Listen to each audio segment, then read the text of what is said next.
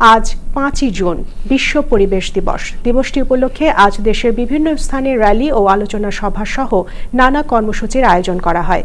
জেলা প্রতিনিধিদের পাঠানো তথ্য ও ছবিতে বিস্তারিত ডেস্ক রিপোর্টে।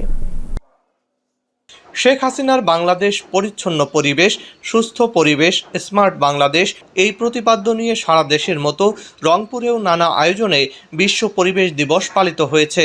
দিবসটি উপলক্ষে গতকাল সকালে একটি বর্ণাঢ্য র্যালি নগরীর বিভিন্ন সড়ক প্রদক্ষিণ শেষে পরিবেশ অধিদপ্তর ও রংপুর জেলা প্রশাসনের যৌথ আয়োজনে জেলা প্রশাসকের সম্মেলন কক্ষে এক আলোচনা সভা অনুষ্ঠিত হয়। জেলা প্রশাসক মোহাম্মদ মোবাশ্বের হাসানের সভাপতিত্বে সভায় রংপুর পুলিশ সুপার মোহাম্মদ ফেরদৌস আলী চৌধুরী, জেলা civil surgeon doctor Mohammad Wajed Ali এবং রংপুর পরিবেশ অধিদপ্তরের পরিচালক সৈয়দ ফরহাদ হোসেন সহ বিশিষ্টজনেরা সভায় বক্তব্য রাখেন।